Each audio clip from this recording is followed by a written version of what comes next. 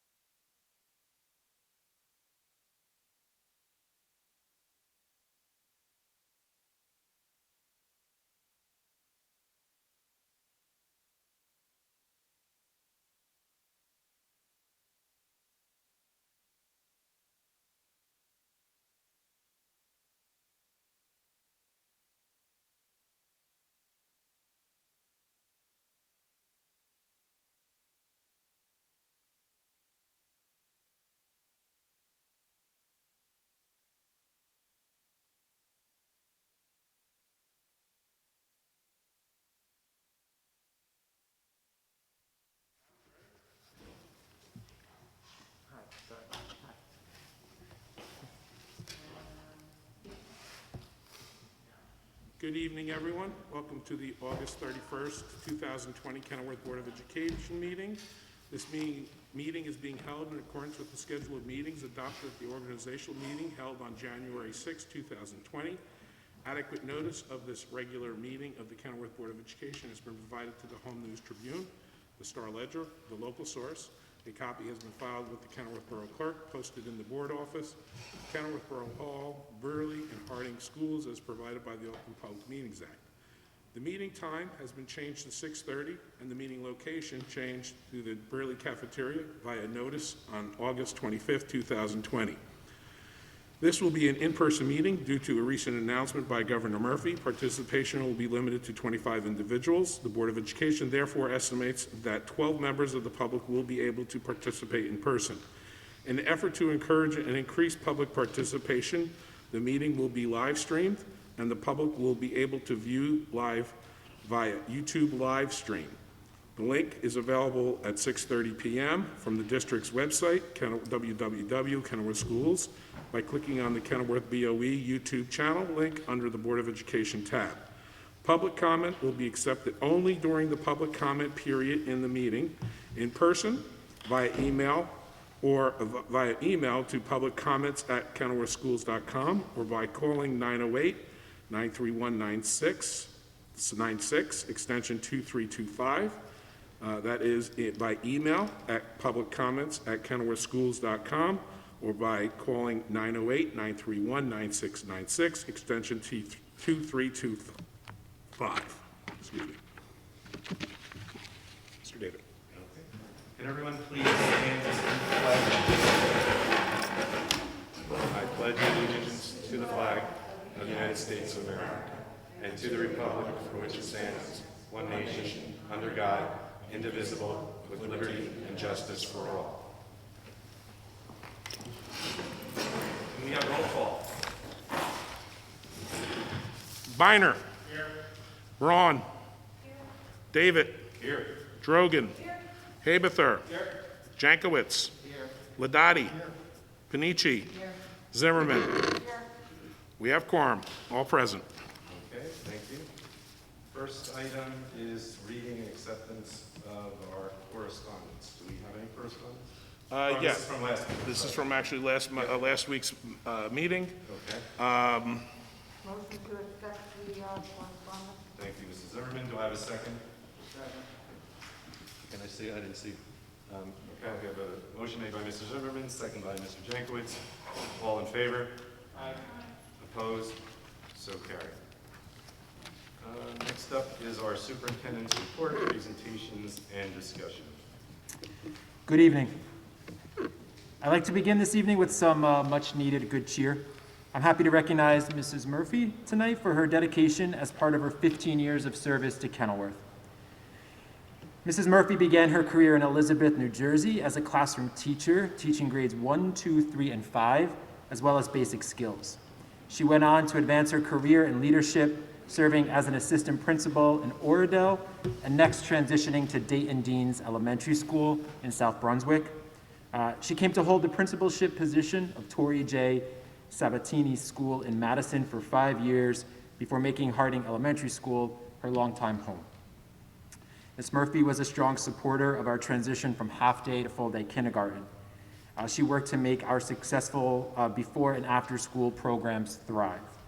But I believe, most importantly, Kathy, you've led our school with a sense of belonging and compassion. On behalf of the board, I'm pleased to formally recognize Mrs. Murphy's years of service through this formal proclamation. Whereas Mrs. Kathleen Murphy has served the public school children of Kenilworth and its instructional staff for 15 years. And whereas Mrs. Kathleen Murphy has made a positive impact on Harding School's educational program through her continued contributions and educational leadership. And whereas Mrs. Kathleen Murphy has provided support in a professional capacity to ensure the outstanding delivery of instruction and educational growth. And whereas Mrs. Kathleen Murphy has inspired our young people of all backgrounds and abilities and staff members by setting an example of compassionate leadership. And now, therefore, be it resolved that the Kenilworth Board of Education congratulates Mrs. Murphy on her retirement and expresses its sincere appreciation for her contributions to the Kenilworth School District. Congratulations, Kathy.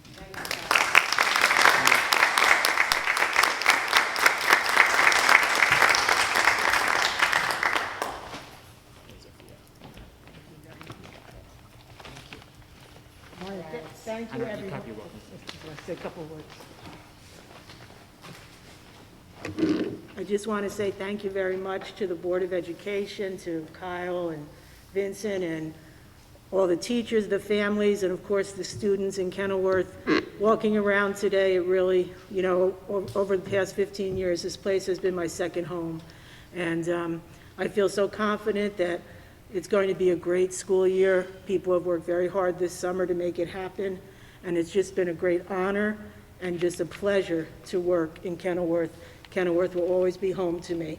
So thank you all so much, and best of luck as the school year begins. Thank you.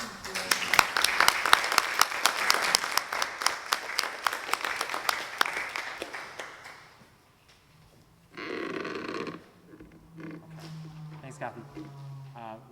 We had a small celebration today that was socially distanced, but hopefully soon enough we can celebrate properly. So, Thank you, Kyle. congrats. Yeah. Before we continue with the agenda items, I want to talk a little bit about the distance learning guide we developed, and it was included in the board packet. At this time, we are still on course to return to in-person instruction via our hybrid model, but I know there were some questions about the distance learning guide, so I wanted to speak to them here tonight. The distance learning guide was born out of feedback we collected from surveys, listening conversations, and other feedback from the spring of 2020 and our distance learning experience. I wrote to the community each Thursday during that period of distance learning and explained my position. That is, distance learning was such an unprecedented endeavor for us, we were working each week to improve and tweak it. Now, with all this distance learning experience, we know better and can do better. The distance learning guide was written with this in mind. In the event we need to move to all distance learning at any time during the year, we'll rely on the content of the guide as a playbook to follow. Again, the distance learning guide is not in effect right now. It's a preparatory measure to make sure we have ready in the event we need to pivot to distance learning at any time this school year. As you saw, it outlines the roles and responsibilities for members of our school community who contribute to making distance learning a success: the district, the staff, the students, and the parents. It articulates and makes clear an outline for live instruction by minutes and by grade level band. It articulates also the requirement for office hours to provide extra help. First and foremost, for that extra help, then to check in around social emotional concerns, contacting parents, and collaborating with colleagues. It also provides the expectation that live instruction should be for the purpose of instruction and not merely check-ins. In the distance learning guidebook the board received, there is a link to a sample schedule. I think here maybe lied some of the confusion. This is not for the purpose of using for all students and teachers in the event we need to move to an all distance learning mode. The sample schedule that was linked was to share with parents what a typical day might look like for students who are all virtual in grades K-6. It's a reassurance that there will be live instruction and that asynchronous instruction is meant to supplement live instruction, not replace it. The sample schedule for students on the all virtual school option for grades K-6 will follow that schedule that was linked loosely. It will need to be tailored to the grade level and needs of the students. It was designed to answer parents' questions from a few weeks ago. If I choose the all remote learning option, what does school look like? I placed the distance learning guidebook on the agenda for approval as an acknowledgement that I have received and ruminated on the concerns that many parents, including board members, shared with me about distance learning. It doesn't require board approval, but rather by placing it on the agenda, I hope it serves as a sound commitment that we are geared up to deliver high-quality distance learning if we need to. I should note also, I think it makes sense for the distance learning guidebook to be thought of as fluid. Teachers will have the opportunity to review it and weigh in on it on the opening days of professional development. Of course, I'm happy to take board feedback now too. Teachers were also part of the committee that worked to create the playbook, and their feedback will be incorporated as needed. In the event we need to use it because we are called to distance learning mode at any time this year, then we'll release the final product to families. I wanted just to share that, President David, because I know there were some questions, but I'm happy to answer more around that agenda item. Very good, thank you. Does anyone have any questions on the board? For Kyle? No. Okay. All right. I will segue to our Restart and Recovery program. Okay. As part of that effort, I'd like to take a few moments and review the content posted on our website. Since last Monday's meeting, I've tried hard to address as many of the questions posed during public comment as possible. I've reviewed emails and transcripts of phone calls. Much of what I reviewed sometimes are opinions and statements and not necessarily questions. Nonetheless, I take them all seriously, and I've taken a significant amount of time to ruminate on and consider those opinions and statements. I also pulled members of my team together countless times this week to review them. Where I felt I needed to, I wrote back to individuals who emailed out last week personally. And then where there were questions trending or repeating, I looked to formally answer them so that the responses were not like off the cuff, but rather thoughtful and well laid out. I pushed these out last week as part of an addendum FAQ. Many of the answers to common questions live on the website. I ask teachers all the time to embrace growth mindset, and I need to do the same. So, as I reflect on all our communication this summer, updates, reopening materials, principal updates, Friday folders, etc., my reflection is maybe it was too much. Maybe people had a hard time sussing through it. So I want to make sure just everyone really understands what's there, and that's where Mr. Ganella is going to help as part of this demo. So under the fall reopening tab, if I can walk you through, there are two sets of FAQs. The first is a roundup of more than 40 questions that were developed early in the summer. The second is the most recent addendum that was released last week via multiple platforms. Those FAQs are in response to last Monday's questions and deal with separating fact from fiction around a host of matters, including class sizes, snack breaks, etc. Everybody should have seen that. I think I linked it to the principal's updates, Facebook, Friday folder, etc. Below those FAQs, you'll find 9 fact sheets that break down for you need-to-know information in each of the reopening committee areas. We began with 7 fact sheets when we released our plan at the top of the month, and then responsively added 2 more based on the yearning for more information in the areas of, again, virtual learning options, as well as indoor air quality. Below that are the 5 summer updates from me personally. Below that are some survey results from the spring. I hope by sharing those survey results, we help to build more transparency. Below that are the 3 board-level presentations I shared, our full restart and recovery plan that was based on the fact sheets, critical information from our nurses, and then finally we began to realize that despite what we think is rich information we were putting out, we have to acknowledge that some people prefer to view information rather than read it. So to try to tap into those individuals, we took 3 of our most sought-after fact sheets and turned them into very short informational videos. As part of tonight's presentation, I thought it might be a good idea to share them here. Again, they're super short, but they drive home some of the key points of our plan. Also on our YouTube page. And they're also on our YouTube page. Thank you.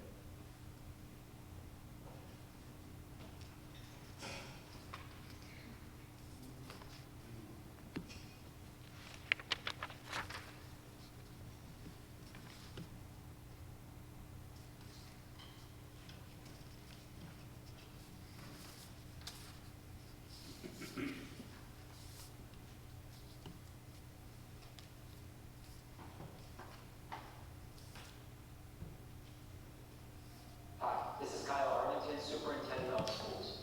This short video provides an overview of the health and wellness measures we've engaged in the last couple of months to prepare for our reopening. It also zooms in on information related to our HVAC system. Recently, our school nurses put together a host of information relative to parents and students about our return to school in September. Our school nurses have put together information for families, including info about medicine drop-off, signs and symptoms of COVID-19, protocols for SNAP, and other useful information. This nurse's information is part of the principal's weekly reopening update. As always, we implore you, if your child is sick, please keep them home. Please start working now to ensure you are facile and able to log into our student information system, Genesis, as a parent. You'll need to log on daily to complete a checklist that attests to your child's good health. The CDC and New Jersey Department of Health no longer recommend pre-screening at the school, but rather recommend this be done at home. Regarding air quality, a room-by-room analysis has been conducted of each school building and every room inside to ensure safe air quality. Since March, all unit ventilators have been thoroughly vacuumed and filters have been replaced. A standard operating procedure has been created to remain committed to the regular maintenance of air directly into the cabinet and is designed to mix room air with outside air and deliver it to the classroom. All of our ventilators have been inspected and serviced, and they supply the necessary fresh air requirement. Finally, on top of these already sufficient measures, we're installing iWave units in each ventilator. iWave is an air purifying device that installs in any air conditioning or heating system. When air passes over the iWave, ions produced by the device reduce pathogens, allergens, particles, and viruses in the air, creating a healthy environment without producing any harmful byproducts. Please note that our chillers will be on to cool the air too. So while the DOE recommends open windows, even if windows are closed, our ventilation meets quality standards.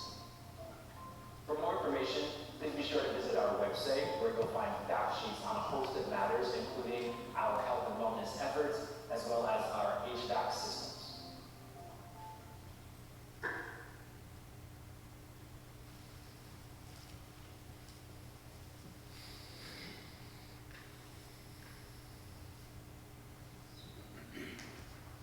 Hi, this is Kyle, Arlington Superintendent of Schools. I'd like to share some information about the personal protective equipment we've secured for her health or unless it's a child under the age of 2. We've updated our visitor policy to significantly limit the number of visitors in our buildings.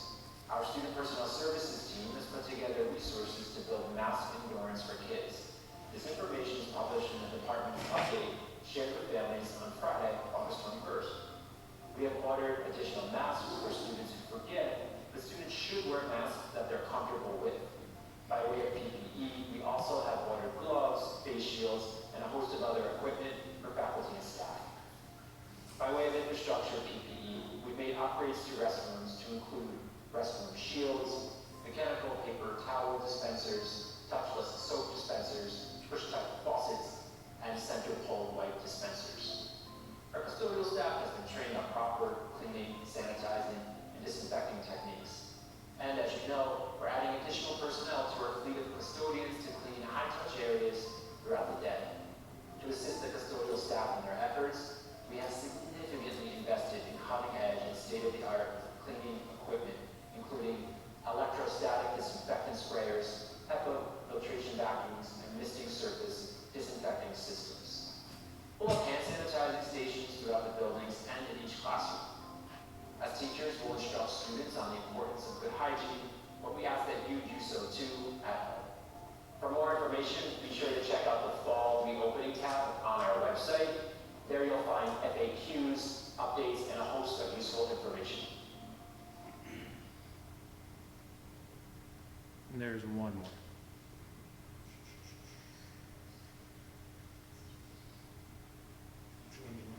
The academic.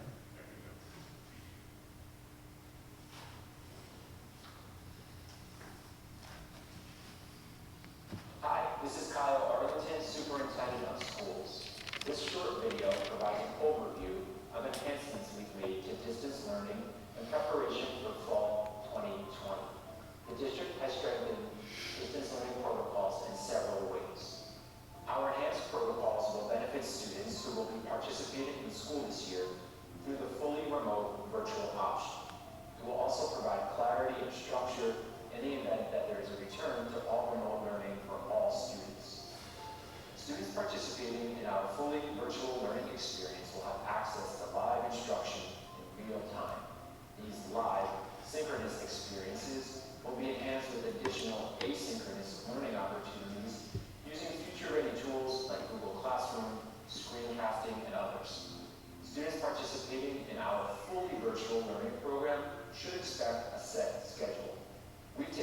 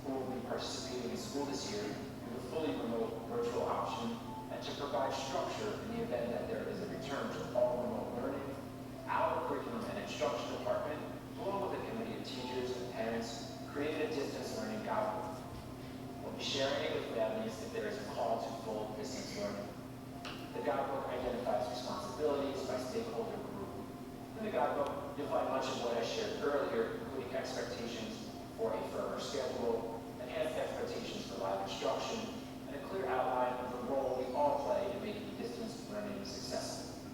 For more information, please be sure to check out our website, specifically the Fall Reopening tab. There you'll find a specific fact sheet just for academics, along with 30-plus pages of updates, FAQs, and need-to-know information. Okay, thanks, Vince. Again, those videos were sort of 11th hour effort to try to tap into people who maybe were feeling overwhelmed with the fact sheets or wanted the information presented in a different way. President David, I'm happy to take questions from the board. Board members, any questions for Mr. Arlington? Doesn't look like it, All right, one last thing. On tonight's agenda, you'll see approval for Mrs. Murphy's replacement, Assistant Principal Bobnowski. During this interim period, as the resolution notes, I have every confidence that Mr. B will be a strong steward of our health and wellness measures that will take center stage this year. His familiarity with the building and our school community will be critical for our success, and I'm confident he can shepherd that work. You also see my recommendation for Mr. Montemuro as interim assistant principal. A much-needed additional pair of hands will help facilitate the smooth operations of the building.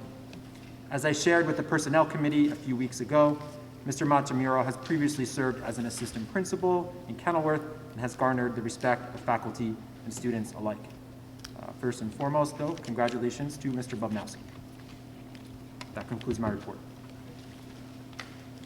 Thank you, Mr. Arlington.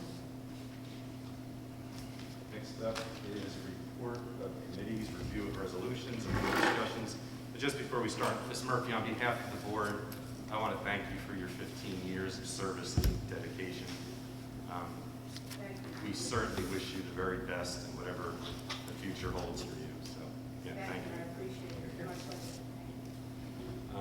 Our first up is Finance and Facilities. Mr. Ladati. Thank you, Mr. David. Good evening, everyone.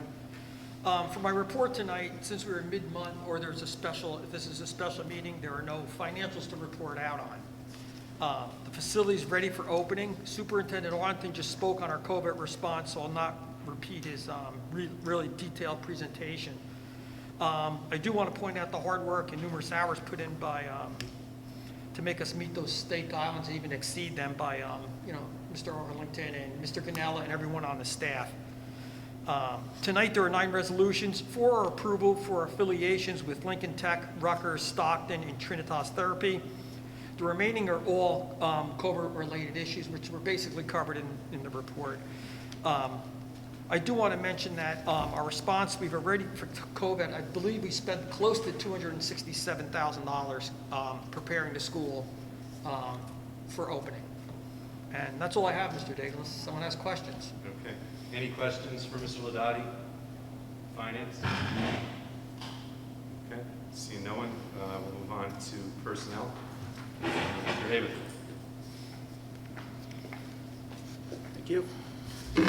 And Ms. Murphy, again, reiterate your thanks for your years of service, and I wish you well in your retirement. Thank you very much. We have 10 resolutions tonight.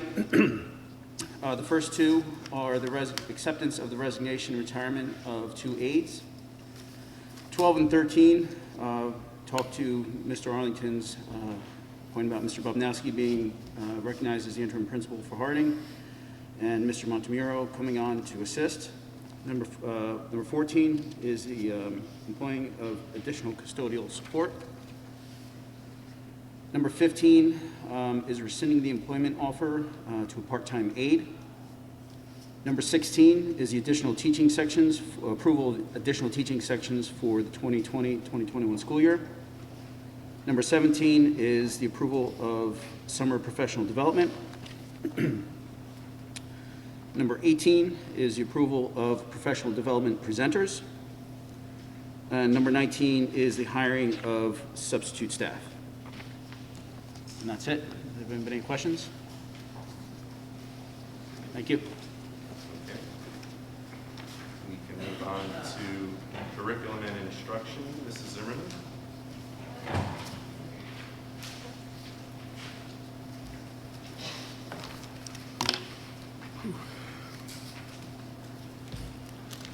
Okay, curriculum and instruction, very brief for this special meeting. Resolution 20 approves the district mentoring plan. 21 is to approve the district professional development plan for the 2020-2021 school year. And Resolution 22 approves 2 individuals for student teaching positions in the district. That's it. Any questions on curriculum? Okay. Thank you, Mrs. Zimmerman. Next up is policy review, and then Mrs. Braun.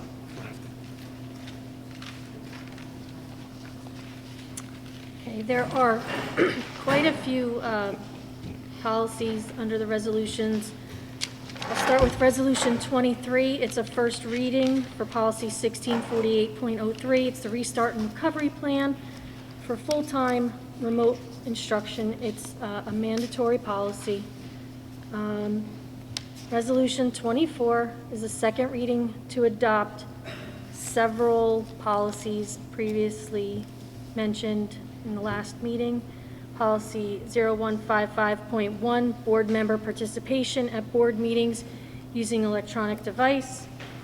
Policy 1648, restart and recovery plan, mandatory. Policy 1648.02, remote learning options for families, mandatory. And Policy 1649, Federal Families First Coronavirus Response Act, which is also mandatory. Then we have, under Resolution 25, several policies and regulations revisions to adopt tonight. Policy 2270, religion in schools. Policy and Regulation 5320, immunization. Policy and Regulation 5330.04, administering an opioid antidote. Policy and Regulation 5610, suspension and suspension procedures. Policy 5620, expulsion. Policy 8210, school year. Policy 8220, school day. Regulation 8220, school closings. Policy and Regulation 8320, personnel records. And Policy 8462, reporting potentially missing or abused children. Does anybody have any questions on any of them? No? Thank you. Thank you, Mrs. Braun. Okay, moving on to old business. Does anyone have anything under old business? Okay, seeing none. Move on to new business. Does anyone have anything under new business? Well, I'm not sure if we want it under old business or new business, but just asking, with the questions that came up last week that were sent to the board for review, and the 2 plans, and Kyle, you and I spoke earlier today, as did Michelle and I, about the difference in the minutes. You said you would explain what the confusion was so that everybody better understood why the minutes don't quite match up in the full-time plan versus the district guide. Sure. Thank you. So the sample schedule was just that, a sample. So it came to me through the board, and it does make good sense that in the sample schedule, there's things there like packing up and, right, like student entry and exit, which are not an issue for virtual. So because that's just a sample, you know, maybe the 30 minutes of entering the building in a second grade classroom isn't, you know, unpacking so much as like a morning meeting or an SEL. So that's really at the discretion of the teacher, the virtual teacher, to provide for a schedule that makes sense for her kids based on her needs, their needs and their grade level. The distance learning guide was to ensure equity or parity across grade levels in terms of the amount of time we were devoting to live instruction. Like that was a huge piece of feedback we got, that we could do a better job in that regard. And I think, you know, I think it's easy to agree with that. So the minutes there are to touch upon when the teacher will be live instructing. It doesn't mean that all that time, the additional time won't be time in school. It just may be asynchronous, right? So it may be the case that there are 2 hours of live instruction, and maybe they're not contiguous, maybe they're broken up. But to achieve the full 4-hour day, the other 2 hours would need to be like the practice or the application of whatever was taught via the live instruction. So there, when you juxtapose them, it does look like there's a discrepancy, and there is. Hopefully that makes sense. But what I can also do is, as we look to tighten up that guidebook, I can reshare it with those people who shared feedback, maybe to make sure it's fleshed out more. Yeah, I'm happy to do that. Is that it, Nancy? Does that answer your question? Yeah, more or less Okay. for that. It was just in looking at it, the difference between the 180 minutes, the 210 minutes, even excluding those packing, unpacking, and packing up, it didn't align with what the other plan had. So Sure. Okay. Michelle and I were So- both looking at that as Yeah. to why. Yeah. Let me continue to look at that, particularly after teachers give feedback in the next couple of days. And then for the 14th, I could reshare that.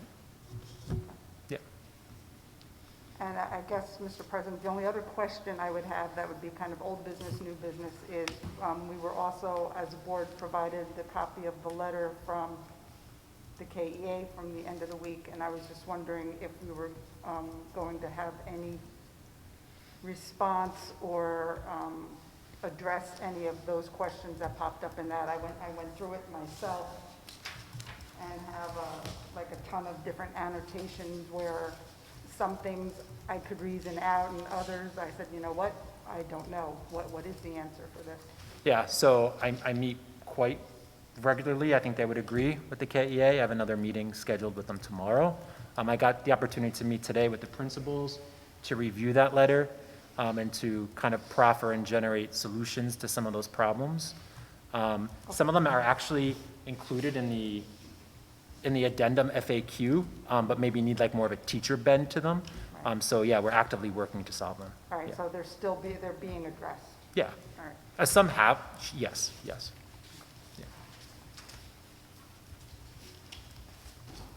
Anything else under new business?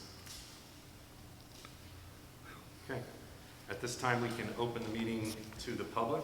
Can I have a motion to do so? So moved.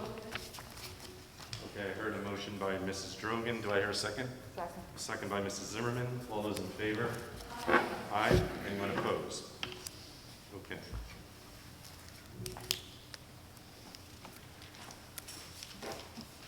Okay, good evening, everyone.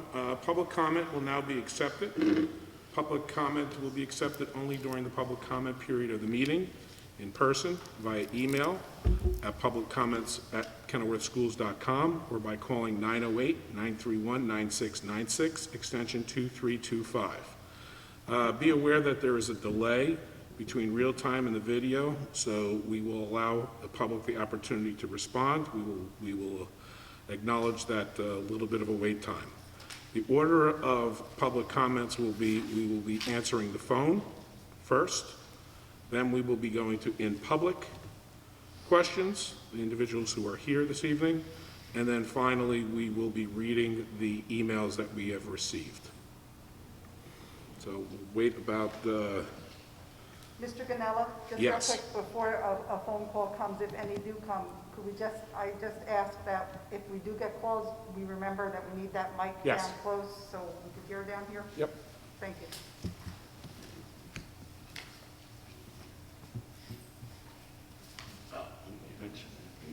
Well, you usually read it, that's why. Oh, I just. That's okay, no, yeah, okay. No worries. Yeah, you are reminded that comments are limited to 5 minutes, so, and the beauty about that is this little phone has a timer.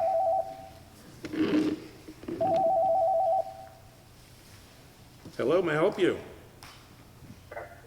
Oh, hi, how are you? I was just calling to give a positive comment for the Board of Education, the Okay. meeting. Okay, can I have your name and your address, or your town of your residence? My name is Jennifer Sadowski. Sadowski? Okay, Sadowski, Sadowski. okay. And what is your comment this evening, Jennifer? So I wanted to let you guys know that you guys are doing an excellent job. I am so happy, so proud of our district for going above and beyond and getting these kids back to school, and the plan looks awesome. So I just wanted to say thank you so much. Well, thank you very much. We appreciate that. Okay. Have a good, Stay safe, everyone. have a Thank good you. evening, and hope your children have a great start to the new year. Thank you. Thank you. Me too. Bye.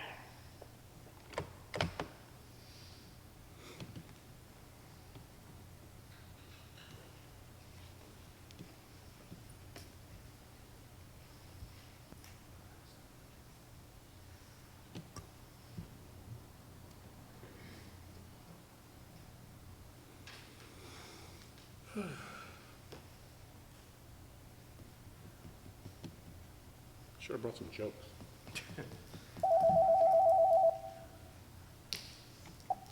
Good evening. Can I help you? Yes, this is Lynn Smith. Good evening, Miss Smith. How are you? I'm fine, thank you. What can we do for you tonight? My address. Yes, this is Lynn Smith. Okay, Lynn, can you turn off your you might have your computer on. Can you mute the background? You got some feedback. I hear you're repeating. What you got?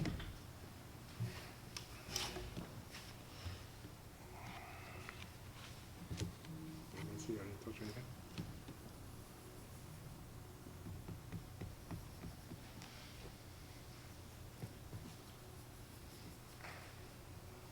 Now I know how those DJs feel when they hear it. You got to turn off your phone in the back, or you got to turn off the radio. Turn down your. Turn down or turn off the radio. Yeah.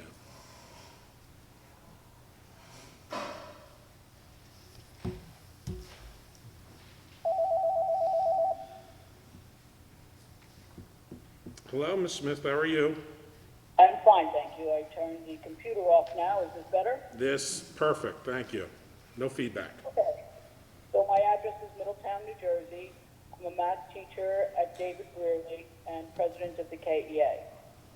I want to express that the teachers want very, very, very much to teach in person again, the way we used to. But that's just not an option right now. Within all of these parameters and all of these checklists from the governor, a plan was made, but it is radically different than any learning environment any of us have ever participated in before. It's so radically different that many of the things we desire from in-person instruction will not be allowed. There will be no movement about the classroom by the students. They cannot work in pairs. There cannot be group work. None of the in-person attention a teacher gives an individual student when they stop by their desk to coach them or help them along as they work is going to be allowed. So it seems that the only part of in-person instruction that will be achieved in this environment is in the literal sense of the word. You will be there in person. But all of the advantages that most of us associate with the in-person instruction will not be there. Now, many teachers believe this plan, even without considerations for safety and health, is not as effective as all virtual learning would be. But safety and health are considerations. Everyone who worked on this plan, including myself, many teachers and members, officers from the KEA, we do understand how much work went into it. We do think the job was well done, and it is not our intention to criticize the plan. However, the devil is in the details. To illustrate, yes, you are in receipt of the correspondence of the current number of questions or concerns the KEA has about the plan. And we just feel that there are so many of them, given the fact that school begins just 8 days from tomorrow morning, that this is rushed. The KEA feels haste makes waste. Haste makes mistakes. And in this case, haste may compromise the health and safety of the students and the staff. We just wish for the board members time appropriate to address all of these details before we open. I also want to say one quick thing about teachers who request accommodations and leaves of absence. These are things that we always had before the pandemic, and they are not just extended to teachers, they are extended to persons in all professions across the state. And people who make these kinds of requests do not want to. For example, somebody who requests an accommodation for a medical reason, it means they're in poor health. Nobody wants that. And if somebody makes a request for of absence, it is usually without pay, and nobody wants that. Just like before the pandemic, teachers who make these requests do so because they have to. And they have to because they are experiencing some hardship in life, in this case most likely dealt to them by the coronavirus. But in conclusion, I just want to again urge the board to please make sure you make the right decision. I repeat, these teachers want very, very, very much teach in person again like we used to.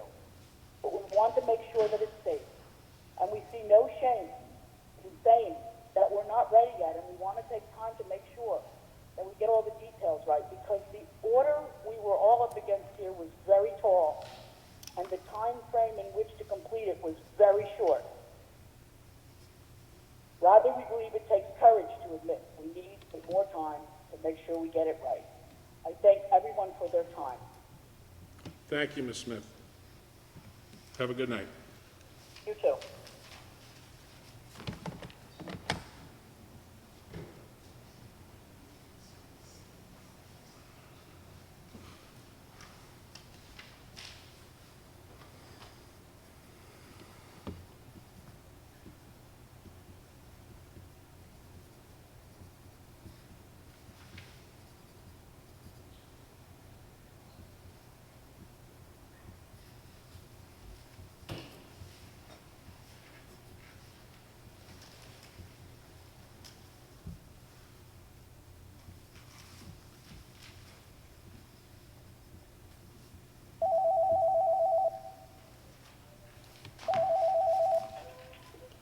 Good evening. Oh, hi. This is Justina Pastor. I'm sorry, what's your name again? Justina Pastor. Okay. And are you from Kenilworth? Yes, I'm a parent. I live on Pembroke Drive. Okay. And I just want to say that I have 3 kids going into the school system full time this year. Last year I had a 3rd grader, 1st grader, and a pre-Ker. And I honestly could not feel safer sending my kids to school. Like, my kids have been wearing masks when they need to. I think you guys set up an incredible safety plan. And I think if I had to teach my kids at home again this year, I honestly don't know how I'm going to be able to do it, because last year I spent 6 hours a day teaching just the 2 boys, the older ones. My daughter didn't really get much of her schoolwork done, so I actually think it wouldn't really be much of an education at all for them. The end of the school year, just finishing things up, but to start a school year and just have to learn virtually, I don't really know if they're even going to get too much out of it. But I just want to say that I feel extremely comfortable sending my kids to school. You guys have done an incredible job keeping the parents updated on all the safety measures. And I just wanted to say that you guys are doing a fantastic job. Thank you. Thank you. And I hope your kids have a great start to the new year, and hope to see them next week. Thank you, Justina. Me too. Thank you.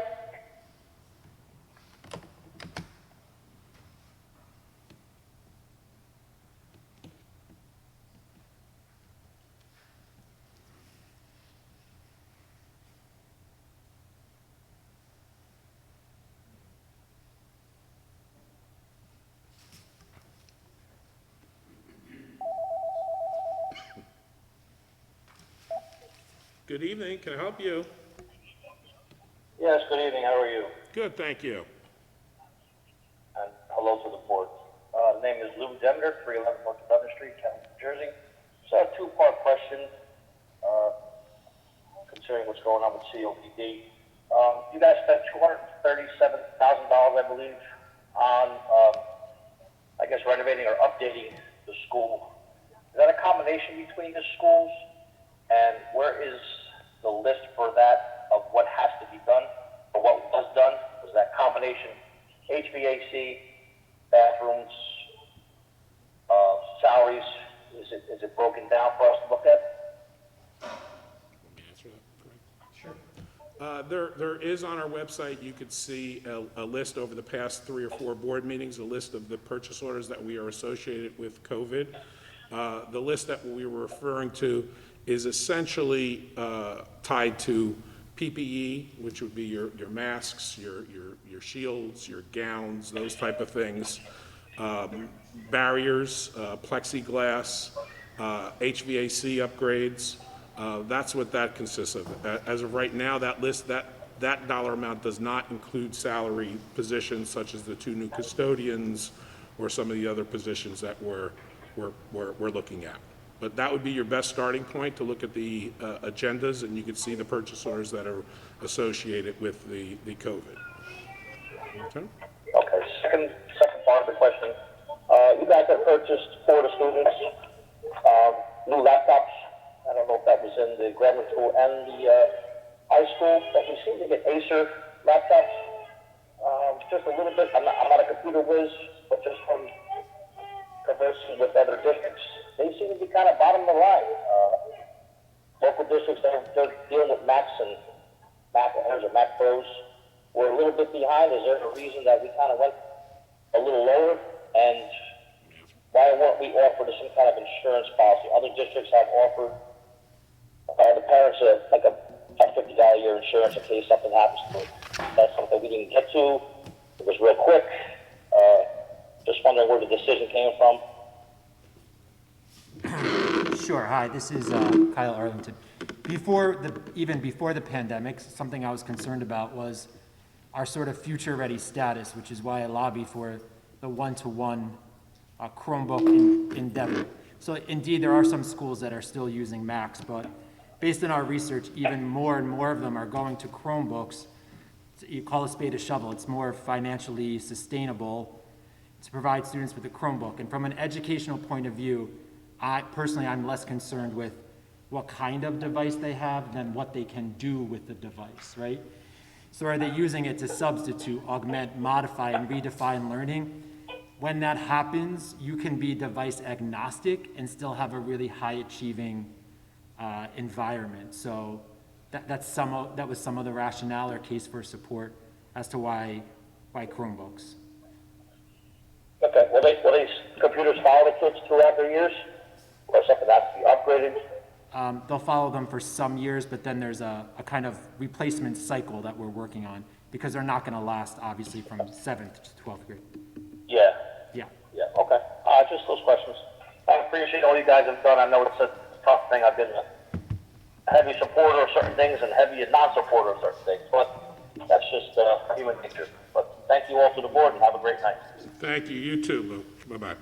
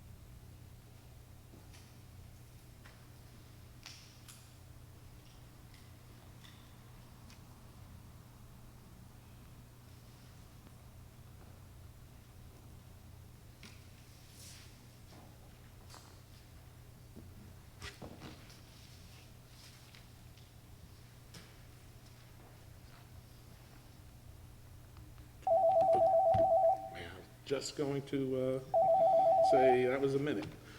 Hello, may I help you? Hi, yes.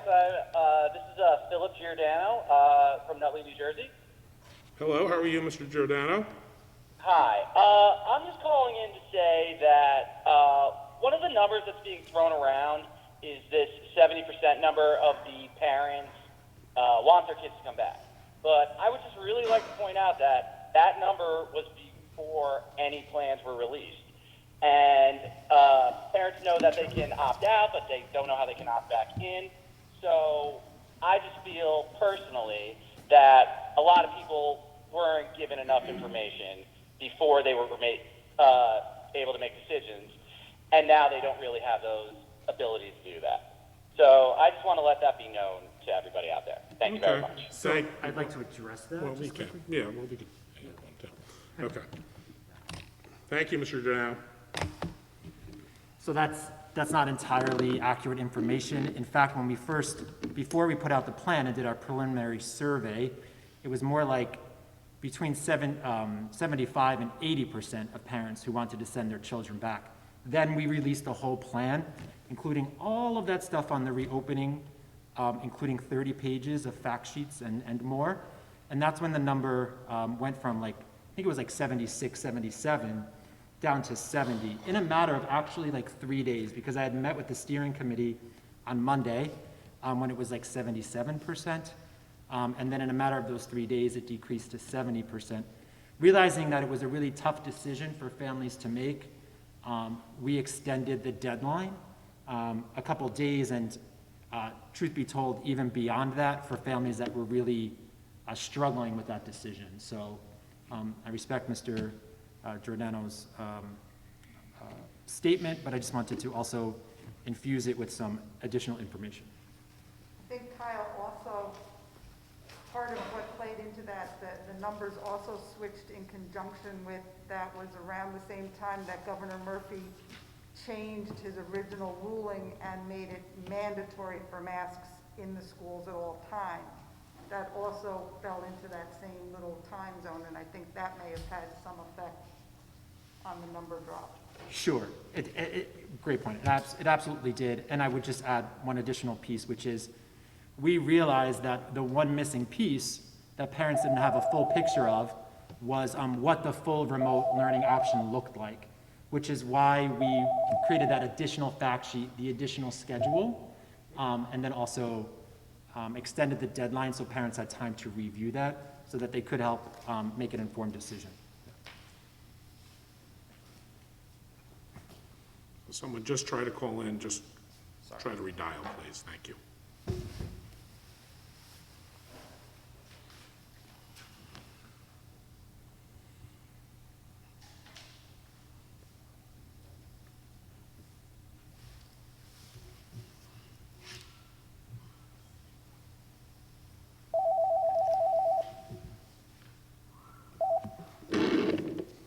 Hello, may I help you?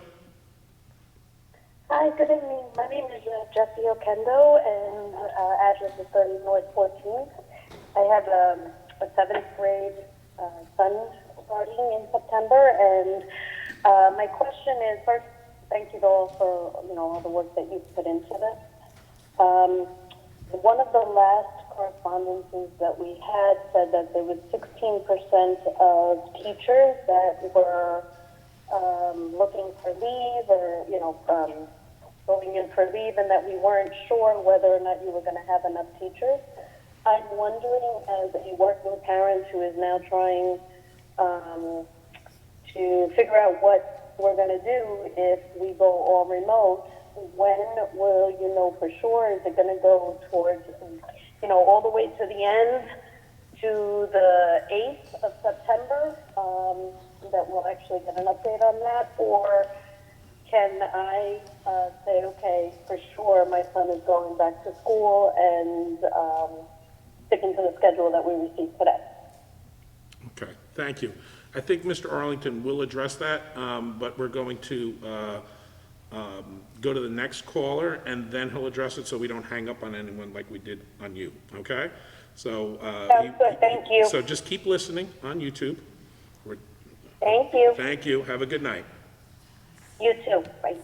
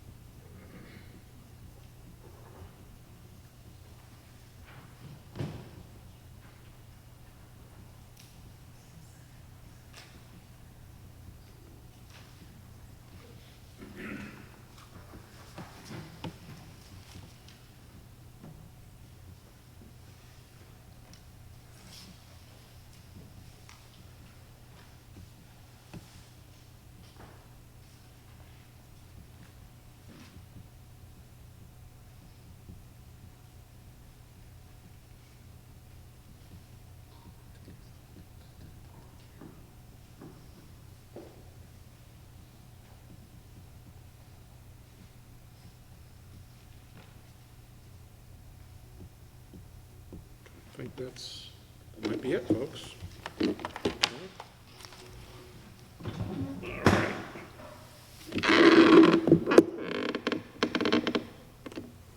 Are there any members of the public in attendance this evening who would like to make a comment?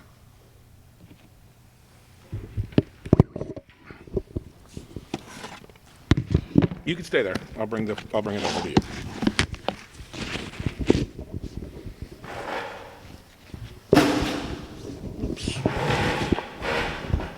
Thank you. It's on, good? Should I wait for Greg? Say my name. Lisa Piero, I live on 6th Street. I just want to thank everybody who works so hard. My child belongs in school, and I don't understand why the teachers are giving us such a hard time, because there's no other profession where you can pick and choose whether you're going to go back to work. Those ladies at the supermarket work for minimum wage through this whole entire thing with children home and didn't complain once. They went to work every day. Teachers are essential for our children, and they belong here. And I'm not happy that my son is going to get maybe a teacher who's taking care of her kids at home. So while she's taking care of her kids at home, who's going to be teaching my child? That doesn't seem fair. And another thing, I don't appreciate being talked about when I left the meeting last week. It's extremely unprofessional and rude. So if you would like to say something to me, Nancy, I'm standing right here. Well, actually, Ms. Piero, I did not name you. In fact, I did not even say what sex the individual I spoke about was. I stated quite simply that Unprofessional. Unprofessional. That we needed to Unprofessional. Let's try to keep it civil, please. Unprofessional. Was that if Don't an talk about adult me. cannot sit in here That's why with no their one comes mask here, on? because you make it uncomfortable.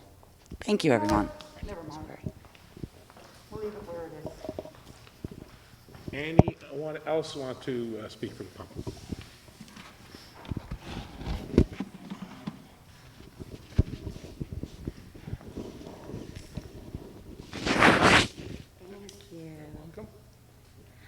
Nikki Piero. I have 3 sons in this high school, and I really need them in here. My youngest has an IEP. I don't know how to even help someone who's dyslexic. He does not see anything the way I do, or his brothers, and that has been a constant struggle, and he needs to visually see.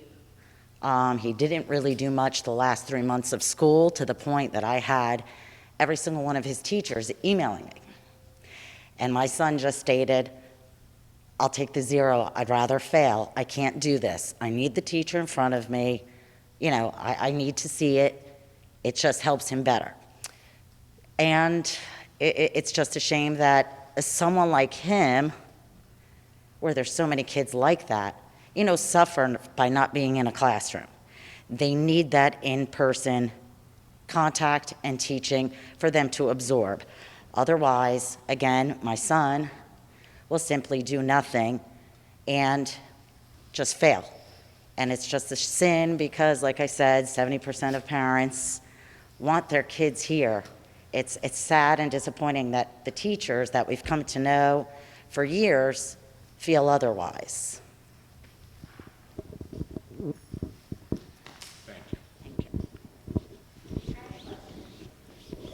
Okay.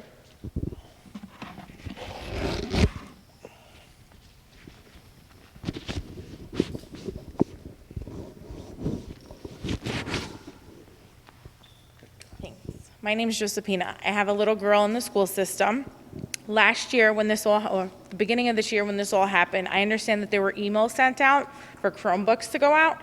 I personally never received one of those to sign up, and I know a few of her friends' parents haven't either. So if in fact this turns into virtual or whatever the case may be, is it a 1-to-1 ratio like one of the emails said? Is this going to be 1 per household like the email said? Because last year there was no way that half of the programs that their teachers had them do schoolwork on worked on an iPad. I contacted the tech department. They contacted the tech department, so she had to get 0s on these things. I didn't know where else she was supposed to do this work. Libraries were closed. There's no printers for children to print stuff out of either. They knew half of the school had an iPad because there was not enough Chromebooks. There were only 50. So now that you guys know this information, what is going to happen if, in fact, we do go all virtual?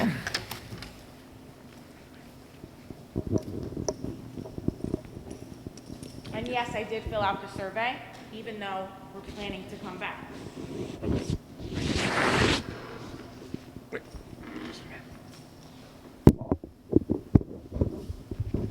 So all our information goes out the same way using School Messenger. We have found some instances where parents are not getting messages from. I just tried to get with Mr. Arlington, I was told there weren't any more. Okay, so moving forward, I can't change that in the past. I can just say what we're planning moving forward. There are enough Chromebooks for every kid in the district. So every Burley student has his or her own, and by doing that, a fleet of devices that were Brearley's are now at Harding. So there are something like 760 Chromebooks that are at Harding and only 700 students. So we have the supply. I'm sorry that happened to you. We could certainly work to do better. We can connect and I can make sure that doesn't happen moving forward. I'm happy to do that. Okay, so Mr. Bobnowski did put out a survey. It was in his principal's update. There's a survey that indicates if your child needs a Chromebook. For this school year.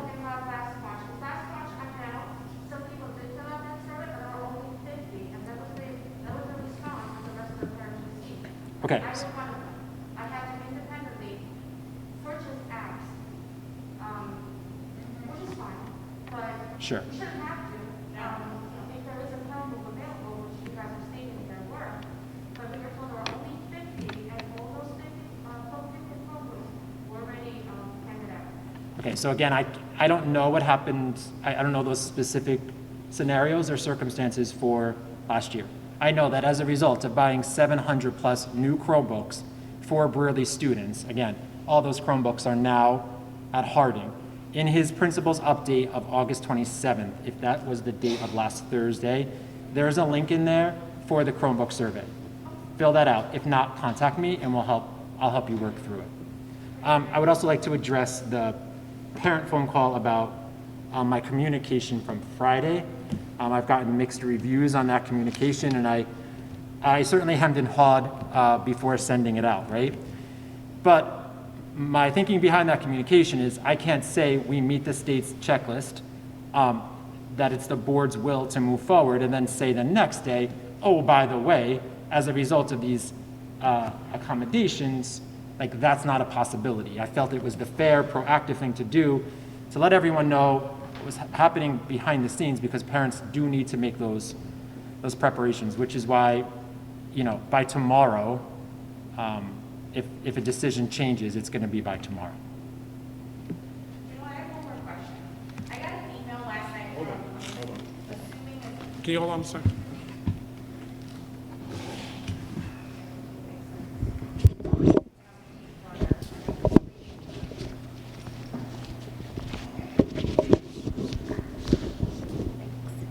So I got an email late yesterday to sign up for a Dojo something app with one teacher's name. Today when I logged on Genesis, it has a completely different teacher's name. So who is my child's teacher? How am I getting an email from one person saying to sign up, be part of this class, and now today on Genesis, it's a completely different teacher's name? Yeah, so that all I can say is when you log on to Genesis today at 3. The microphone. Is your student in Brearley or Harding? Harding. Harding.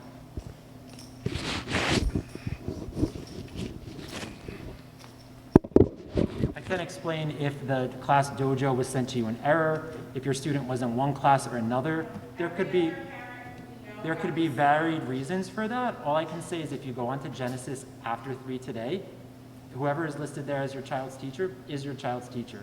I understand the frustrations, and I would just say on the administrative end, there are so many moving parts to make this work that we had to do a lot of rejiggering of not only personnel and their assignments, but classes, right? So class lists sometimes depended on the room that the teacher occupies and the square footage of that classroom. So I totally respect and understand that frustration. There are a lot of moving pieces. Going to ads, I'm getting asked now by going into third grade, who, what, where, am I getting comfortable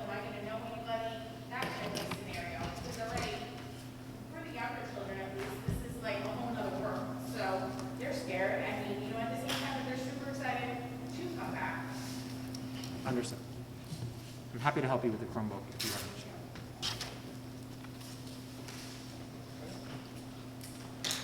issue. Are there any more comments from members of the public? Okay.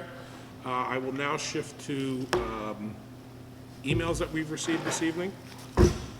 This is from Mr. Alex Farrar. As a parent, I am glad to hear the administration recommendation to reopen schools in a 5-day capacity for at-risk students and younger learners, while still providing hybrid flexibility for the older students that can better manage their educational experience. I know that the Board of Education, administration, and staff have worked through multiple scenarios, consuming countless hours of discussions and preparations as the governor released different versions and conditions for reopening plans over the last couple of months. Last week, in the district's most recent reopening update, the question of adequate staffing was raised. My hope is that all stakeholders evaluate the risks that the lack of in-person education may cause, especially for those at-risk populations and younger students. I fully expect that the district will do everything it can to provide reasonable accommodations to staff and students to protect the most medically vulnerable populations.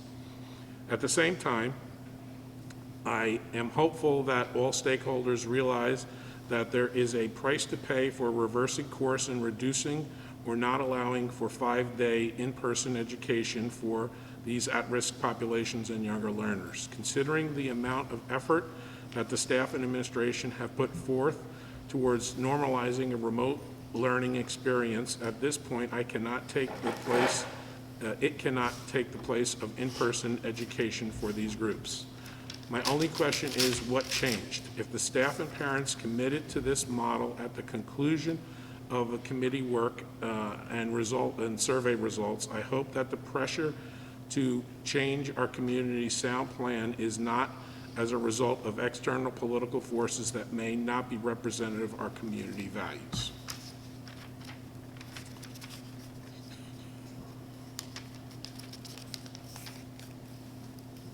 The next comment comes from Stacy Wright. I just wanted to say that my experience with Harding thus far has been fantastic, and I want to publicly thank the teachers and staff for their continued hard work and dedication, especially during this crazy time. I hope that they know there are parents who support them, appreciate them, and respect them. Whatever happens this year, I am confident that my twins are in good hands, and I will have an amazing year. Thank you, and good luck in 2020-21. Stacy Holtzinger. So next comment is, my name is Monica Betancourt from Kenilworth. I would like to ask, how will you address the needs of special education students who have an IEP? How can the aides for those who have one-on-one aid in their IEP help during virtual learning? Can they help students during asynchronous learning? Being at home with working parents make it difficult to provide all the help they need. We need the aides to continue to work with our students. I appreciate all the effort and hard work you have put into our schools and help overcome this difficult time. Next comment is from Aaron Aparapo, living in Kenilworth, and have a daughter going into 3rd grade. I am very happy with the recent changes made to the schools to make it safe for the kids and the staff, but I'm upset that we have 9 days until school starts and you don't know if you'll be opening for in-person teaching. The teachers should have been the first people you talked to in plans to reopen for in-person instruction. If they weren't willing to come back or felt uncomfortable, then you should have got a group of teachers together that are, and divide the students that way. There's 9 days until school starts, and the working parents like myself are going to end up scrambling for childcare because the board isn't very organized with that situation. This next question is from Alessandro Bonacci. I am extremely concerned by the level of teacher bashing which seems to be occurring I would ask that the board and administration continue to show support for the staff by providing accurate information regarding the leaves. These leaves are not something exclusively for teachers. To assume that a teacher who may need to take a leave is simply refusing to come to work is inaccurate. To say this is a challenging situation for all would be a huge understatement. As a working parent, I completely understand the concerns parents have for childcare if schools go remote. However, lashing out at our teachers is unacceptable and counterproductive. In order to get through this challenging time, we need to work together and not attack one another. This is from Rose DeLuca. On behalf of myself and my family, I would like to congratulate Mrs. Murphy on her retirement. Best wishes, Mrs. Murphy. We would also like to congratulate Mr. Bobnowski on his position as interim principal. This is from Elizabeth Vocatoro. Message. Is there a message here? No. From Kenilworth, my Elizabeth Chiklowski. From Kenilworth. My daughter will be in first grade student at Harding School this year. I want to begin by applauding the Kenilworth schools for their approach to this unprecedented pandemic. My daughter's kindergarten teacher, Mrs. Miller, was particularly supportive to myself, my husband, and my daughter as we navigated the second half of the 2019-20 school year. I want to comment on previous statements made by Mrs. Smith, a registered nurse. As a registered nurse, my exposure to COVID patients is minimal compared to March, April, and May, but with gloves and masks, PPE, I can confidently go to work and return home each day knowing that I am not putting my children and my family's lives at risk. I have a hard time understanding, as was stated, that teachers feel they cannot return to a live classroom setting if they are protected. As was stated by the board this evening, monies was spent on PPE, and I am confident that the school environment will be a safe one.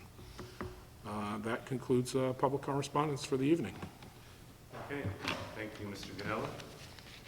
Can I have a motion to close the public portion of the meeting?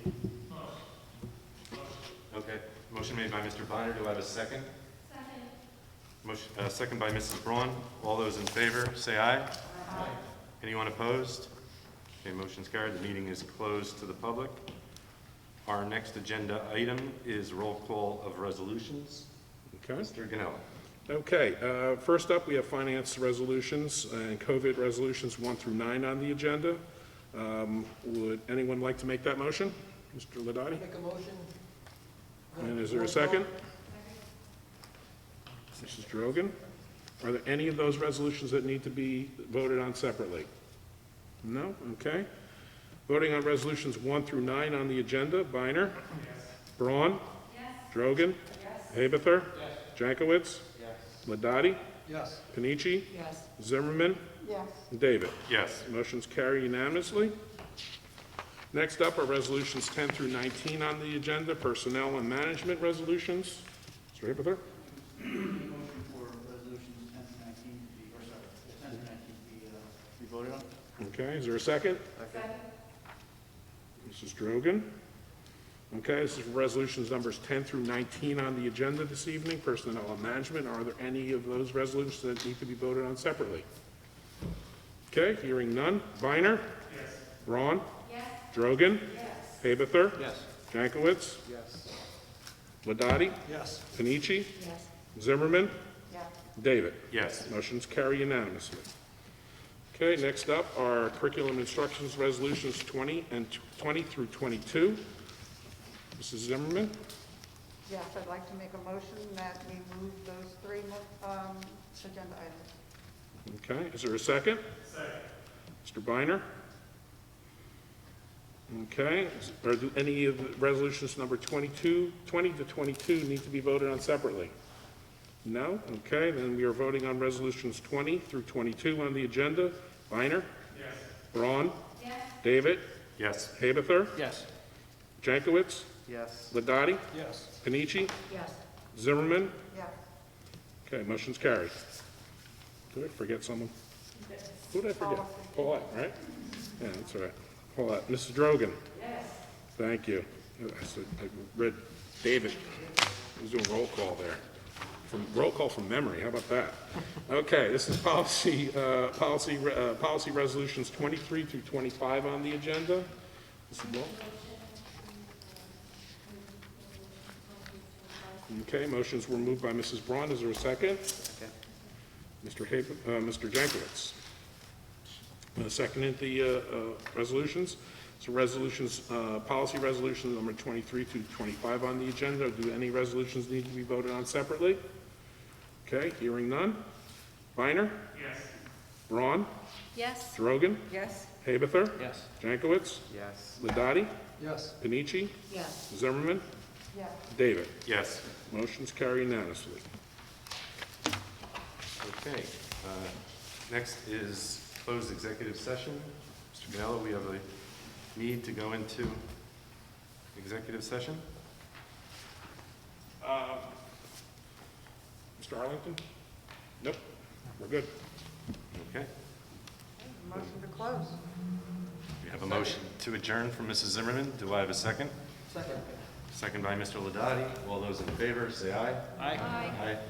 Is there anyone opposed? The meeting is adjourned. Thank you, everyone, for coming out. Thank you. Thank you for coming. Bye-bye.